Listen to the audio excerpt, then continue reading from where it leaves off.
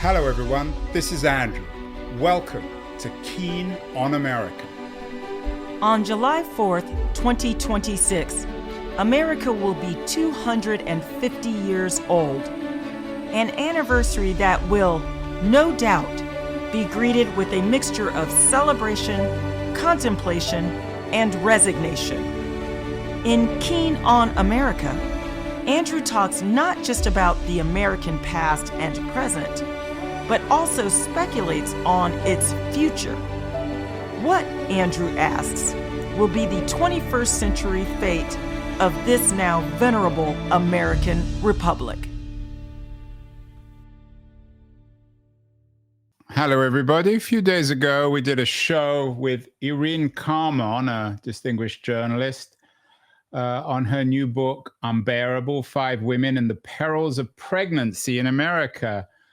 Carmon suggested that the American government is encouraging what she called a policy of eugenicism, and perhaps even worse when it comes to who chooses to have babies or who can have babies and who can't. We've covered the eugenics movement in other shows as well. We did a show a couple of years ago with Eric Peterson, who the author of The Shortest History of Eugenics, From Science to Atrocity, How a Dangerous Movement Shaped the World and Why It Persists. It's a history of eugenics both in the United States and in Nazi Germany. And he suggested that the Nazis really made eugenics unacceptable. And we're back to the same subject today, but more specifically, in a new book called The Devil's Castle, Nazi Eugenics, Euthanasia, and How Psychiatry's Troubled History Reverberates Today, with my guest, Suzanne Paola Antonetta, a distinguished writer, talking to us from Asheville, North Carolina, where she lives. Perhaps, Suzanne, we might begin with a definition of what eugenics actually means. Absolutely. Eugenics is a movement that started in 1883. The term was coined by a cousin of Charles Darwin, Francis Galton, and we now understand it to mean good genes. Eugenics, eu means good. At the time, they didn't really know what a gene was, but it was based on the idea that what they called at the time germplasm, or just the hereditary material you inherit, kind of controls who you are, what you do, whether you make good or bad decisions in life, and trumps everything else. So it's really a belief that we should try guiding human development by guiding human reproduction to get more of what was labeled better genes, which history teaches us rarely are better genes. Yeah, as I said, and I'm sure you're familiar with Peterson's book, The Shortest History of Eugenics. It's a good book, and it was a good conversation. Excellent. He suggests that a lot of the intellectual ferment for eugenics in the 19th century came from the United States, and then it hit a wall, quite understandably, after the Nazi experiments with eugenics. Is that a fair analysis of the history of eugenics in the United States? Yes, I think it is a very fair analysis. One historian put it as eugenics died in the remnants of the concentration camps. Once people saw what it actually looks like. Quite understandably. So yes, I know absolutely. your new book is, in some senses, autobiographical and historical, and you're writing not just about Nazi eugenics, but also euthanasia and the consequences of all this today. Explain why you've written this book, The Devil's Castle. I wrote it. I actually came across the fact that Action T4, which was the Nazi action that killed several 100,000 people with neuropsychiatric disorders. I came across it in a footnote, and I just found that for a lot of reasons that are historically understandable, one being that when we tried Germans at Nuremberg, we decided we were going to try them for international crimes. Killing your own people was not an international crime. So the Nazi euthanasia project was really never litigated properly. It just has not had its moment historically. It's still largely unknown. even though there would certainly not have been a Holocaust if there hadn't been an Action T4 and a euthanasia program before the Holocaust. So it's tremendously important. I think we've forgotten it. And I also think we've forgotten how embedded we as the US were in that thinking. I mean, Hitler, even in Mein Kampf, he's looking to the US and saying, they're doing the right things. They have these wonderful laws allowing sterilization of the unworthy. We passed sterilization laws in 1907, so we got there long before Germany did in 1933. So to me, it's just a really important story. It's kind of a lost story because it's been so difficult for people to decide that this really was as wrong as the other Nazi deaths. And that troubles me. Yeah, I'm sure it troubles many people, Suzanne, although the way you're putting it, I'm sure will be heard in a controversial way. Are you suggesting that American ideas of eugenics led to what you call the euthanasia program, Action T4, and the rest of the Nazi crimes against humanity? Isn't that rather tendentious, shall we say? Well, it doesn't lead 100% to it, obviously. Hitler was discussing in the 1930s that he thought he could use the war to get rid of the mentally ill population in his country. So he was looking around, and I don't think we would ultimately have done what Germany did. So no, Germany's responsible. To put it mildly, I mean, I don't think... Yes. But the idea for using gas chambers actually was first put forward in the United States by the Carnegie Institute in 1918. They did a list of 18 ways we could deal with this population that was considered hereditarily tainted. And one of them was death by gas. So we were certainly, lending a lot of conceptual stuff to this movement. We lent a lot of thinkers. I mean, American eugenicists went to Germany and taught and spoke, and Hitler actually corresponded with several American eugenicists. So we were part of it for sure, and I think need to acknowledge that.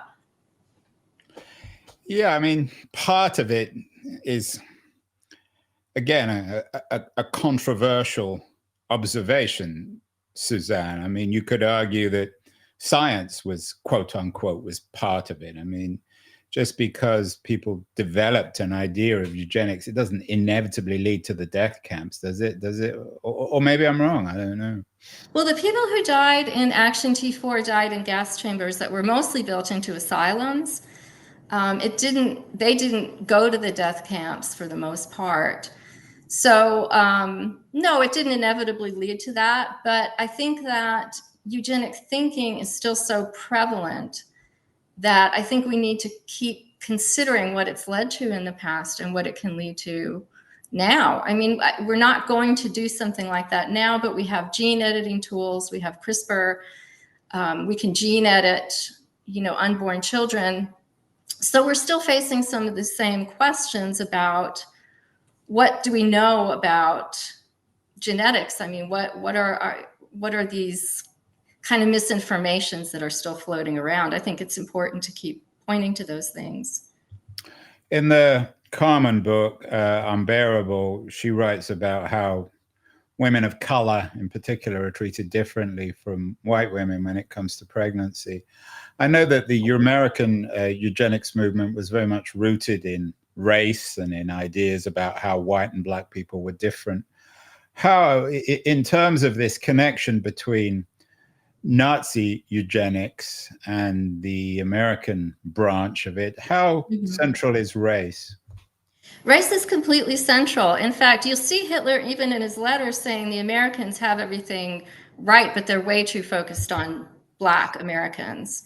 So in Germany, psychiatrists were taught up until the war that Jews were much more likely to suffer from psychopathy. They're more likely to be schizophrenic. And in America, until I think probably the 60s and 70s, American psychiatrists were taught the same thing about Black Americans, that they were more likely to be schizophrenic.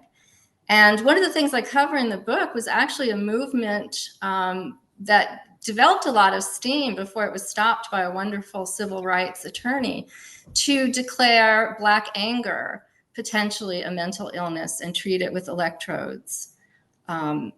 This was happening with the background of the race riots, and the Justice Department actually put some money into this research, wanting so much more convenient to think there's just something wrong with somebody's brain than that we are doing something wrong, we are harming people that we should be helping. So we're pretty parallel in that way, in that psychiatry has been a tool that has held people down, Black and brown people especially, for sure. You're suggesting that what you call, at least in your subtitle, psychiatry's troubled history has an element of Nazi eugenics and euthanasia in it?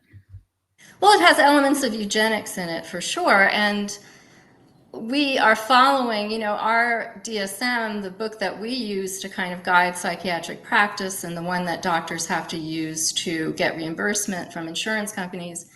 That was created by a group of doctors who actually called themselves neo-Kraepelinians after Emil Kraepelin, a German doctor who had really come up with the idea and emphasized the idea that any kind of mental distress was primarily just a disease of the brain and should be treated as a disease of the brain. So we are still very much embedded in German thinking. It's very different. And, I don't think psychiatry is evil. And I think most psychiatrists go into it wanting to help people. But I also think that that is an idea that hasn't worked out. Neurotransmitter theory has gotten a lot more people on meds, but not a whole lot of people feeling better. So I think that some of that thinking about brain processes, brain chemistry, does go back to Germany and is still prevalent here. It doesn't mean that we're practicing Nazi eugenics. I wouldn't say that, because obviously we're not. I mean, they deliberately killed people and they got the members of the profession to do it. I don't believe in any way that would happen here. You also write a column in Psychology Today, Mad Woman Out of the Attic. Yes.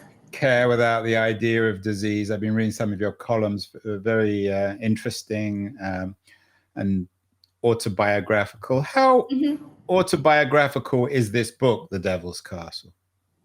Well, I'm certainly going into it as somebody who was once diagnosed schizophrenic and told as a 15-year-old that, I should say my parents were told in front of me, because at that point I think I had the social status of a potted plant, but that I couldn't expect anything but a life of institutionalization. And then that diagnosis was changed to bipolar. And because we have these rigid categories, which we inherited from the German Kraepelin, it was kind of, well, hooray, there's hope for you. That's hopeful. The fact of the matter is that most schizophrenics can recover. Most people with bipolar disorder live good lives. I'm not sure that even these distinctions between disorders make a whole lot of sense. So yes, my personal story is a part of this. I'm writing this as someone who could have been a victim of what happened in Nazi Germany and who has family members that could have been victims. So it's very personal for me in that way, for sure.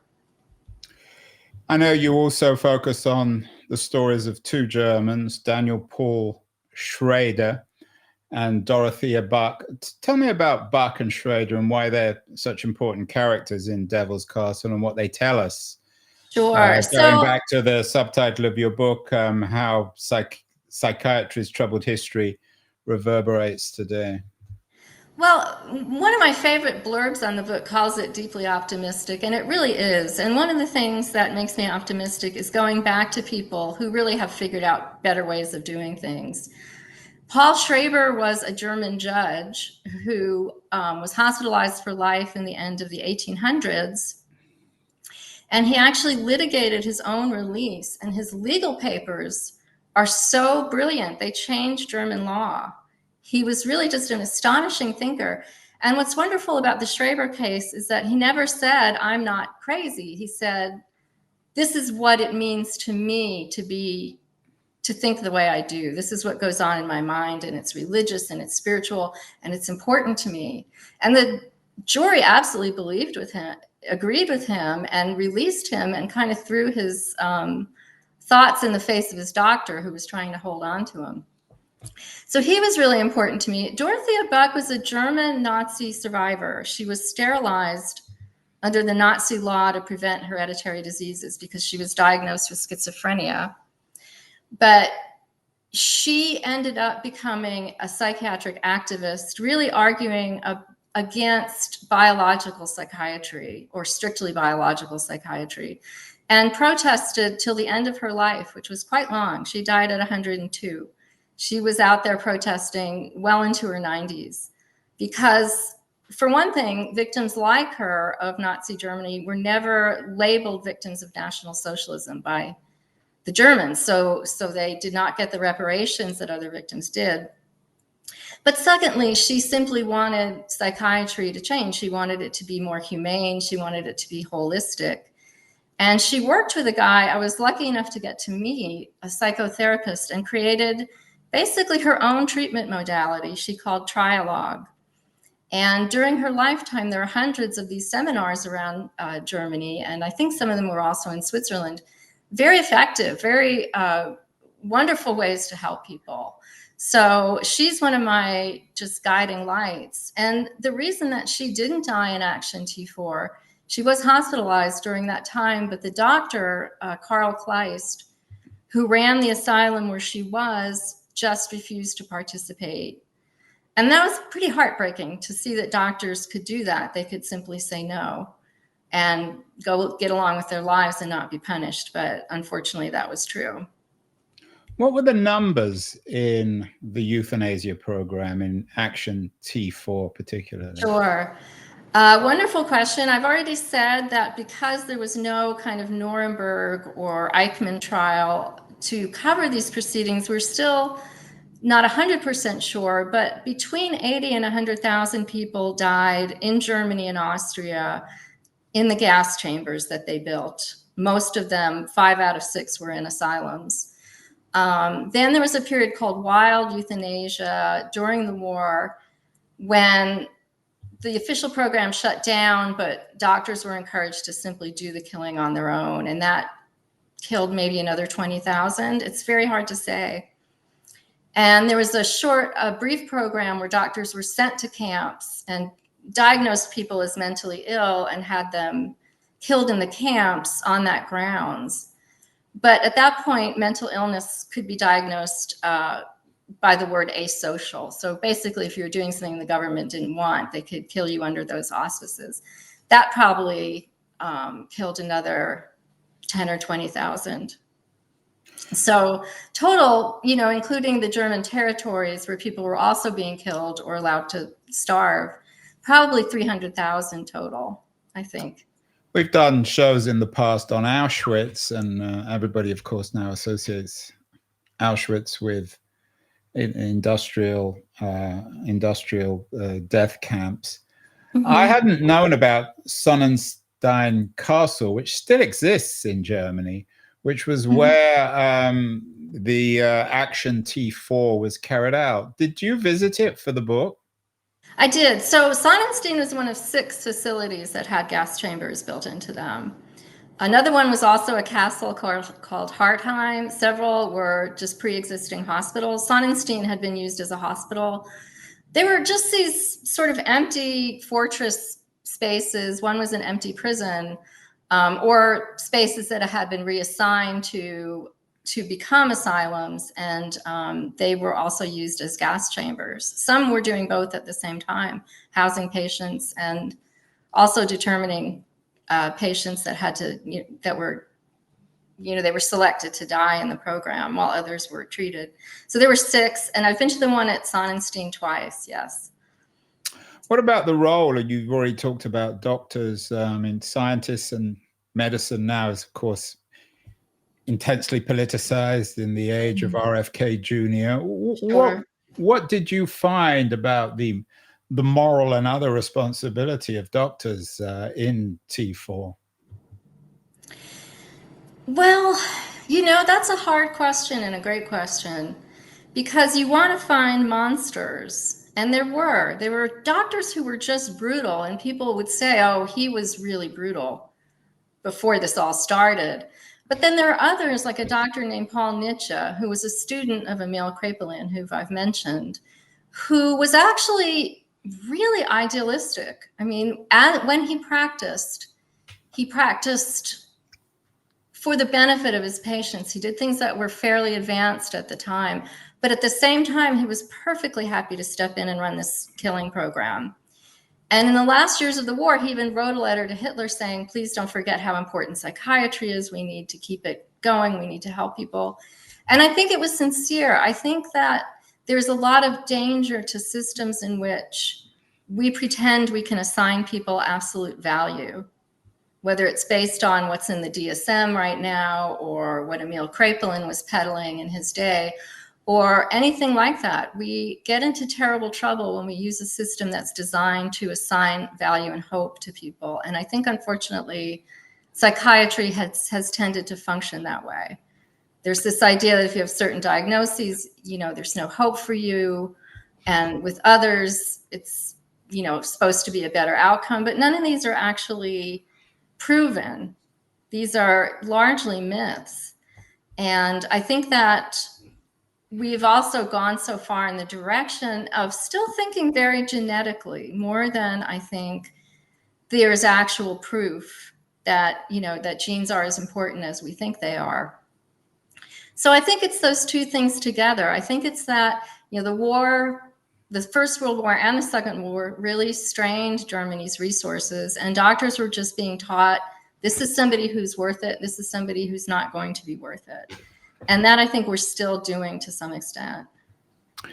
Yeah, of course, Hannah Arendt went to Eichmann's trial in Jerusalem and described him as banal. I don't suppose you would describe your doctors as banal. Is there a word you might choose? She also had the idea of radical evil.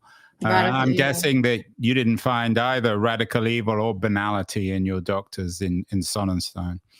You occasionally would find a doctor who, like I said, had, I think Christian Worth was one who had the nickname Savage Christian. He was known to be really brutal. Mengele was brutal, but some of them were nerds and banal. And it was in the middle of the Eichmann trial. Adolf Eichmann was captured by the Mossad and tried in Israel. So he had a very thorough trial for Nazi crimes. And in the middle of it, I think it was a journalist said that it was hard to believe that so many people had died at the hands of such a nerd.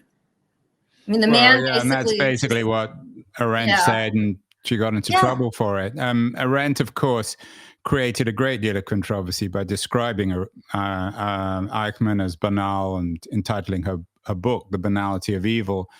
There were those, particularly within the Jewish community, who wanted to see the Nazis or what they did to the Jews in particular, as a unique crime. You seem to be straying,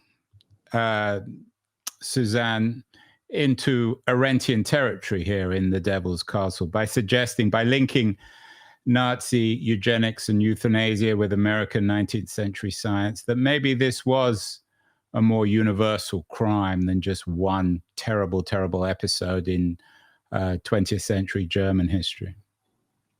Well, I think the universal crime, again, is deciding that we know who's good and who's bad, and that we know what lives have value and hope and what lives don't have value and hope. And I just keep coming back to that because, I don't know how I feel about Arendt and her characterization of Eichmann, but there were a lot of people, people that you wouldn't expect. I think most people know Margaret Sanger of Planned Parenthood was a eugenicist, but there were plenty of people in the US and Britain for whom killing people for these reasons was not outrageous until they faced the fact of it having happened.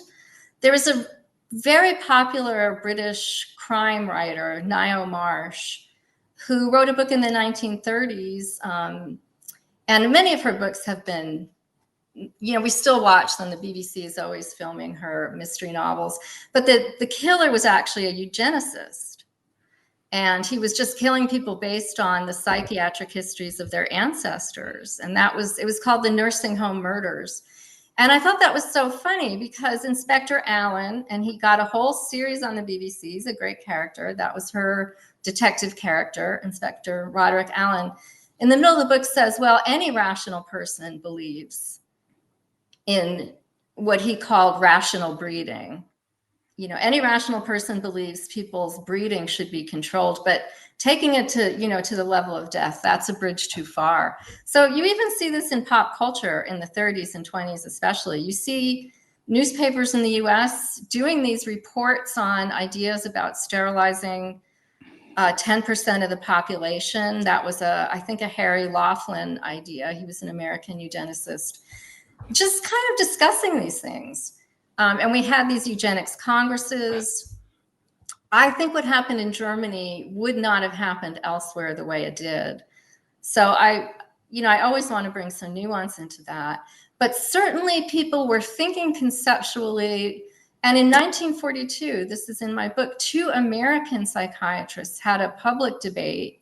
It was put in the American Journal of Psychiatry, the leading journal, about whether young, mentally handicapped, as they put it, children should be destroyed as children. So we were still talking about this in 1942. We knew what was going on in Germany, but we were still talking about it. So I think that, well, I'm not sure everybody quite knew it was still not entirely clear what was happening in Germany in 1942 outside. Let me go back to the Carmon book, Unbearable.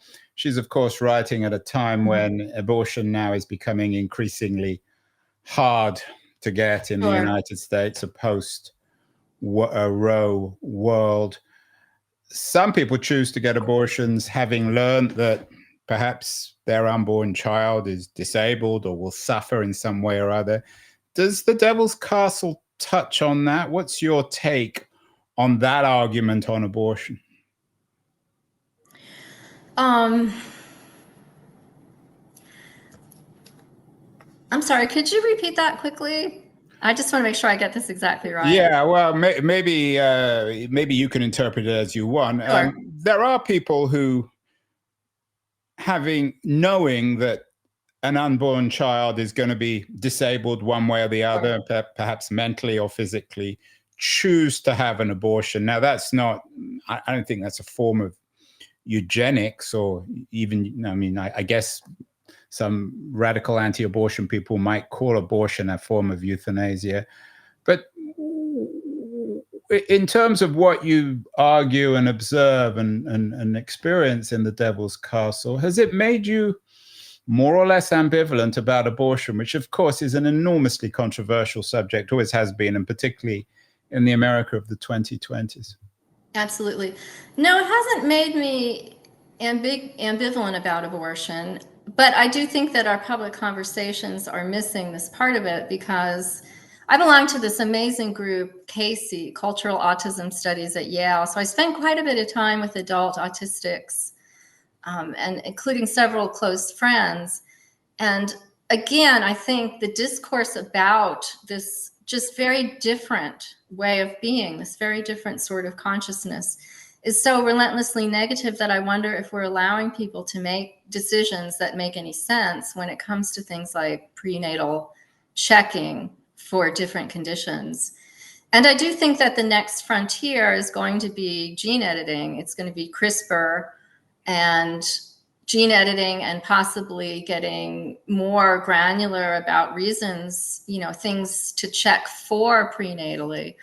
I think it would be awfully sad if people said, oh no, I'm going to have a schizophrenic child, and that is a lifetime of misery, so I'm going to not have that child, because it really isn't a lifetime of misery. And even what our DSM says about schizophrenia is far more negative than the actual disorder. Many people have a schizophrenic episode, or like Dorothea Buck, she had 5. They were, some of them fairly long, but she was an important artist and an amazing activist and had an incredible life.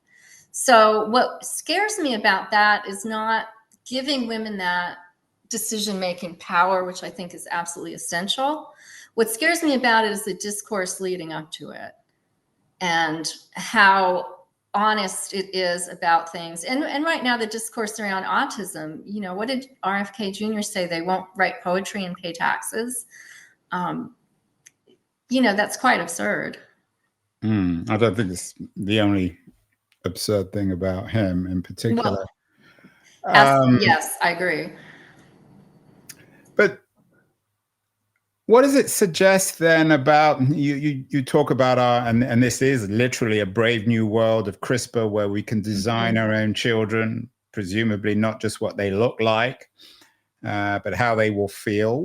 What did you learn in your book, The Devil's Castle, about this brave new world, about the warnings and perhaps in a way even the opportunities? I mean, we have to face this, Suzanne, for better or worse. This is the reality of the science of our CRISPR future. I mean, this isn't going away, and it's probably not going to be bad. I agree with you, and I think that's why we need to have very nuanced conversations about all of these, you know, different ways of being.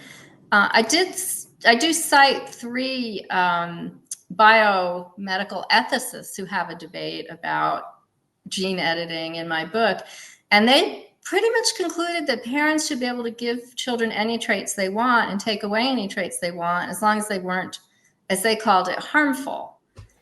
But the problem is that we don't know what we're taking away, and that, you know, so many people from, you know, Abraham Lincoln to Vincent van Gogh to Dorothea Buck to many of the people you interact with every day, whether you know it or not, are neurodiverse people whose minds might, if you've got them in a psychiatrist's chair and we're handing them those checklists they use, might not pass muster.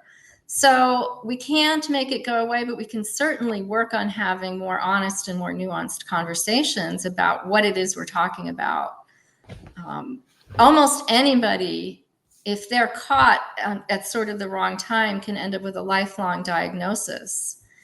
And I mean, a psychiatric diagnosis. And that's one of the things Alan Francis, who led the revision of the DSM-4, when the DSM-5 that we use now came out in 2013, he actually wrote a letter protesting it, saying they were out looking for things to pathologize. I think that's a real problem. And when you start then making decisions about good and bad genes, then it really becomes a problem. So I think it's really important to just keep pushing back on those conversations. Are these people, you know, we go to a Casey meeting, are these people we really think shouldn't be here on this earth? They're some of the most passionate animal advocates, some of the most passionate people that I know. We had a show, probably was 3 or 4 years ago, with an author who argued that neurodiversity was really the new frontier of civil rights, where America's had a chapter of civil rights when it comes to color, gender, sexuality. Now it's neurodiversity. Do you think that's an interesting observation? Is there any truth to that today's real civil rights debate is over neurodiversity, or should be? Yes, I do agree with that. And I just want to cite somebody that I've gotten to know and I talk about a lot in the book, and that's the neuroscientist Anil Seth, who works out of England. He does this work with human perception, and it's complicated, and so I won't go into exactly how he sets up an experiment, but he looks at how people perceive. And it's something that I do too. I'm really fascinated by the many ways in which people think. So I know people who can't think in words. I know people who can only think in words. I know people who think by going to a filing cabinet and taking out cards mentally. It's really fascinating. And one of the things Seth says is that neurodiversity is going to offer us, and I think it's a better way to look at it, what other forms of diversity have in the past, which is the acknowledgement that we're all far more different than we think we are. He talks about everyone. He has this wonderful quote where he says, if you're out in public, look around, because each individual is their own beautiful universe in a certain way. And so we have tests that are designed to establish a normalcy that doesn't exist, which is why a lot of people I meet sometimes through substance use, sometimes just through bad luck, who get into the system at the wrong time, find it very hard to get out of. So I do think that understanding the fact that consciousness is a pretty wondrous and amazing thing that we all contain, and that for all of us, it's a very different experience. I think just having that sense of wonder that neuroscience brings would bring so much to medicine, which has had, overall a very kind of flattening effect on the way we view the psyche. Yeah, the more we talk, I think of the case of Alan Turing, who I was just after the war, was given electric shock treatment because of his homosexuality. Yes. I'm not sure if you talk about that in the book, but is this the kind of example that you're making about psychiatry's troubled history and the way in which maybe not British medicine or American medicine are Nazi, but they're certainly guilty of crimes against humanity because of their fundamental mistaken attitude about our psychiatric condition, for example, thinking that homosexuality was a kind of disease. Absolutely. And at one point, a psychiatrist in the 1800s proposed a disease called drapetomania, which he said was the disease of being Black, but believing you should be free, because he thought that was not a normal thing for a Black enslaved person to think. So yes, we have this history of these, and and so much of what has been said in psychiatry about women has been so wildly off. We have this long history of mistakes, and we have a kind of present in which I think patients have very little voice. And I think giving them a voice is probably the most important thing we can do right now. Yeah, I also think of the case of one of the Kennedy daughters, one of Joe Kennedy's daughters, who had a lobotomy because she was, shall we say, neurodiverse. And of course, that resulted in her, if not death, certainly ruining her life. Yes, and she was also somewhat of a wild child. And I know her father lived in terror that she was going to get pregnant or do something that was going to mess up her brother's shot at the presidency. So that's a really classic example. And the women that I found who died in these institutions in Germany, most of them were abused women. I mean, they were in terrible marriages. So the other thing that we need to do is start looking at people holistically and situationally, and sort of get out of this thinking that we embraced in the late 70s and early 80s, that it's brain disease at the bottom of everything, and your life will work out if we just fix that neurotransmitter that's doing wrong. Are there particular mainstream scientific heroes and villains? I mean, Freud, of course, comes to mind. I don't suppose you're particularly sympathetic to him. I have a soft spot for Mr. Freud, Dr. Freud.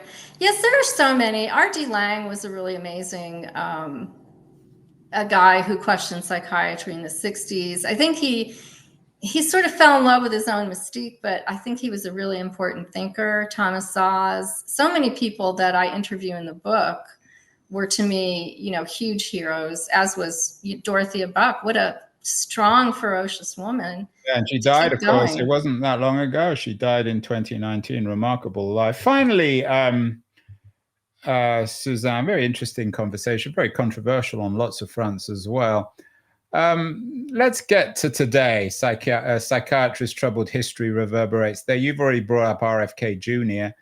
That kind of conspiratorial way of thinking might be listening to some thinking, well, I just don't trust psychiatry. They're to blame for T4. It's their thinking that had resulted in the mass murder of children and disabled people and homosexuals, not just in Nazi Germany, but throughout the world in the 19th and 20th century. Are you arguing for or against science? I know that's a rather general question. I'm sure the answer will be neither. But how should we be digesting what you're suggesting in The Devil's Castle and an increasingly distrustful culture of anti-scientism in America, manifested by people like RFK Jr.? Well, I'm very pro-science. If we were really pro-science, we would have gotten rid of the idea that serotonin causes depression a long time ago, because that's been scientifically clear that there isn't a one-to-one relationship there that anyone can make, and that's been clear for a long time. So I think part of the problem is that we fall in love with scientific theories and find them very hard to discard, when science needs to be pretty clear about that. So I love science. It's a huge part of my life. But the problem with psychiatry as a science is that it's not looking at neuroscience. And one of the things I suggest in my book is that those two fields need to come together, because they're awfully far apart right now. So I think, and I know so many psychiatrists who are really good people who want to operate differently. I think everybody is ready for this 10-minute diagnostic system to change. And I think the field is ready for that as well. Important questions, very important questions. Ones without probably clear answers. Science, anti-science, eugenics, euthanasia, psychiatry, all important questions, both the past and the future. And Suzanne Paola Antonetta's new book, The Devil's Castle. Congratulations, Susanna, on the new book, and best of luck. Thank you so much. Best of luck with this message. I think it's a very important message. Thank you so much. Thank you for having me so much.